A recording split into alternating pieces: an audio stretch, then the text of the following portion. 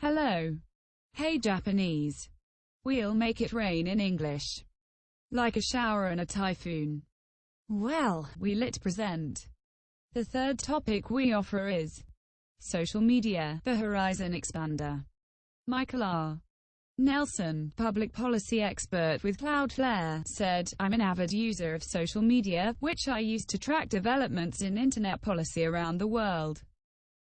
Almost every day, one of the people I follow on Twitter, Facebook and LinkedIn shares a report, law review article, economic analysis, or news article on something I need to know about and would not have discovered by just reading the US newspapers and media sites I track regularly.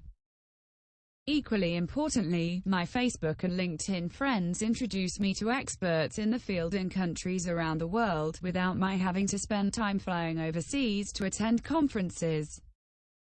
In 2017, I was able to be a fun participant in the global conference in cyberspace in New Delhi without missing Thanksgiving with my family.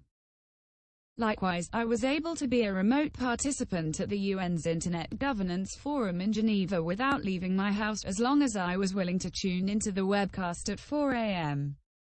Alexander B. Howard, deputy director of the Sunlight Foundation, wrote, "I'd been using computers for over 3 decades now, since logging on through a BBS bulletin board system in 1993. My professional life as a writer, analyst, consultant and now deputy director of the Sunlight Foundation is almost entirely enabled by digital technology, from the journalism I created to the advocacy, activism, policy and communications work I do today. Social media has opened many doors for me, professionally and personally, in ways I did not anticipate a decade ago. The smartphones I began using last decade dramatically improved that work, enabling me to be informed, report and collaborate in extraordinarily flexible ways across time and space, and to easily travel through many foreign cities and nations."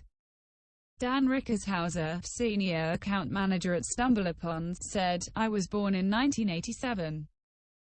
When I first signed up for Facebook, I was a senior in high school and you needed a .edu email address to gain access. We were all welcomed onto the platform as we got new email addresses once accepted into our college of choice. It was a place to show friends and acquaintances how much fun we were having in college. And then over time, it became so much more. My parents had Facebook accounts. Work relationships became Facebook friends. It was a tough to navigate as its role in my life shifted. I scaled back how much I shared there. I changed what I projected out to masses. My sister-in-law, by time she hit college age, knew Facebook as a place where her grandmother kept track of everyone's comings and goings. All of this happened in the span of 7 years.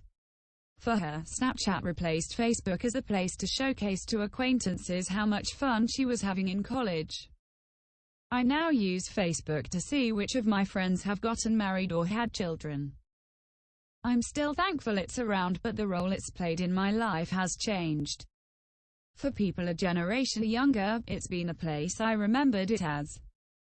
It will be interesting to see what's in store for these platforms, but already I can now see people my age pulling away from social networks like Facebook, oftentimes for their own well-being.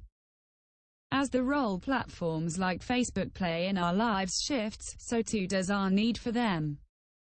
It will be interesting to see if they survive these shifts." Michael Roberts, an internet pioneer and Internet Hall of Fame member, commented, "Despite its well-known problems, I find that Facebook is important to me in a number of ways. 1. Keeping up with professional friends around the globe now that I am retired. For an old fart, 81, it is a source of daily intellectual stimulation and a feeling of keeping my hand in the game. 2. A window into many marvelous places and activities. I am a rail fan and there are restored steam engines, abandoned trackage, lonely and empty depots, etc. to fill any amount of time I have available. Name your hobby or sport, and there are folks out there to share their discoveries with you. 3. The original, family and friends angle. My siblings and I are all over the US. Facebook lets us pretend we are close. Worldwide webcams add a lot as well. There are lots of other examples: politics, medicine, personal safety, education. Jerry Michalski, founder of the Relationship Economy Expedition, said, "I now have peripheral vision into the lives of family, friends and acquaintances a few degrees from me, all voluntarily. When I see them, I don't need to ask, 'What's up?' but can say, 'I'm glad your daughter got through her operation,' or whatever is appropriate for the state of their lives I can observe. Those weak ties are priceless, and lead to insights." In the early days of Twitter, I left a meeting and tweeted something like, "Just left a MTG about the cash healthcare economy. Had no idea it existed or was big." At the time, I had set up for all my tweets to forward to Facebook, and the next day I got a fascinating 8-paragraph note on Facebook from an acquaintance who had taken his family off regular health insurance years ago, and was very happy with the outcomes. On the other hand, I am among the satanic device addicts who check email on their phones first thing in the morning. It's on the night table, right? And tap and prod them all day long, in search of those little dopamine hits. Scott McCloud, a professor at the University of Colorado, Denver, wrote, "My decade-plus of blogging and other social media usage has connected me with hundreds of thousands of educators and education thought leaders in global dialogue spaces and communities of practice in ways that would be impossible without the internet. My visibility and reach are now astronomical compared to what they might be in an analog era. My example is but a microcosm of the possibilities that we all now have available to us." The gay teenager in rural America, the handmade Japanese sword aficionado, the stay-at-home mom struggling with a rare disease, the LARPer, live-action role-playing gamer. Looking to connect with others, all of us now have the ability to find our people, those who share our interests and passions and concerns, in ways that we couldn't when our connective avenues were limited by time and geography. Jason Hong, professor at the Human-Computer Interaction Institute at Carnegie Mellon University, wrote, "WeChat is not well known in the US but is perhaps the most popular app in China. It's primarily a messaging app, like Facebook Messenger or WhatsApp, but also serves as a social networking message board. What's really amazing is how it's really helped my family, from China, connect with others here in the US. My father-in-law found people to go fishing with. My mother-in-law found a monthly foodies group to go to. My wife found some of her old high school classmates plus a group of people that buy foods in bulk at discount and split the costs. As for me, well, I'm the boring one. I just use it to send text messages and emoji to my wife. For my family, WeChat works well because it lowers the transaction costs of finding individuals with similar interests and backgrounds. My parents-in-law don't speak much English, so WeChat acts as a major filter for people who do speak Chinese. WeChat also lets you organize message boards by geography, making it easy to find groups that are geographically nearby. It's pretty amazing, since these weren't really problems that we knew we had, and the WeChat groups just filled those needs quite nicely. Furthermore, it was a good tool that let us first find people virtually and then transition to real-world relationships." Richard Bennett, a creator of the Wi-Fi MAC protocol and modern Ethernet, commented, "Facebook was useful for spreading the word to my extended family about the status of 2 relatives who died of pancreatic cancer recently.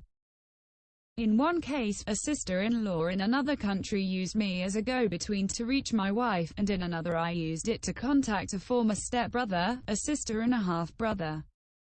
As modern families become more complex, communication tools have had to adapt." Lisa Nielsen, director of digital learning at the New York City Department of Education, said, "I am the administrator of several Facebook groups around areas of personal interest such as hobbies, sports, career, education. I started a Facebook group for teachers at the New York City Department of Education who love teaching with technology. In the past all these people existed in the 1,800 schools across the city, but there was no way for these people to find one another. The group now has close to 3,000 members. It is highly active, and strong relationships are being built. We have a direct line to what is happening in schools. Teachers feel supported like never before. They are more confident and better able to serve their students. They have increased job satisfaction. They share extreme gratitude for the group and its responsiveness. They are no longer alone but rather supported by a powerful network of other dedicated teachers. Thank you all for your patience.